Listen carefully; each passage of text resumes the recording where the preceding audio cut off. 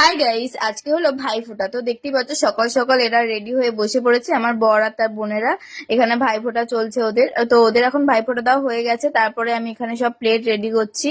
আমার ভাইরা বসবে এবারে। এই দেখতেই পাচ্ছ আমি ওদেরকে সবাইকে জামাগুলো দিয়ে দিচ্ছিলাম, কারণ জেঠিমা বললো যে নতুন জামা পরেই বসতে হয়, দিদিরা যে জামা দেয় তো ওরা সেই জামা কাপড় চেঞ্জ করে আমার দেওয়া জামা কাপড় পরে বসে পড়েছে।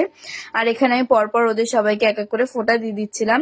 আর এইদিকে আমার এই ছোট ভাই, ও আমাদের সবার ছোট, ওর এখনো 5 বছর বয়স হয়নি, তাই ওকে তো ফোঁটা দেওয়া যাবে না, তাই জন্য ওকে আমি আশীর্বাদ করে মিষ্টি খাইয়ে দিচ্ছিলাম।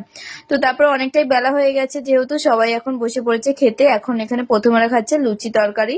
তো লুচি তরকারি আমি খাইনি, কারণ আমার এখনো বিকাশ দা আসা বাকি আছে, দাদাকে ফোঁটা দেবো তারপরে আমি খাবো। আর এদিকে স্যালাড ডিম টিম ছাড়িয়ে রেখে দিয়েছে আমার বড় মা, আর এদিকে আমার মা সকাল থেকে রান্না বান্না করছে। এখানে এখনো চিকেন কষা হচ্ছে। তো তারপরে আমি একটু গিয়ে চিকেন কষাটা নেড়ে দিচ্ছিলাম, কারণ যদি নিচ থেকে ধরে না যায়, কারণ মা এদিকে বিরিয়ানি নামাচ্ছিল।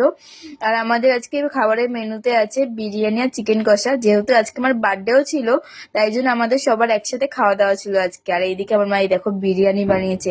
বিরিয়ানিটা খেতে কিন্তু দারুণ হয়েছিল, তার সাথে চিকেন কষা তো একদম অসাধারণ। আজকে খাওয়া দাওয়াটা বেশ জমে গেছিল আমাদের। তো এইদিকে আমার দাদাও চলে এসেছে, এবার দাদাকে ফোঁটা দিয়ে দিচ্ছি। আর দাদা আমাকে এখানে আশীর্বাদ করে দিচ্ছিল। তো বাকি ভিডিওটা পরের পার্টে আসছে গাইস, আজকের মতো টাটা।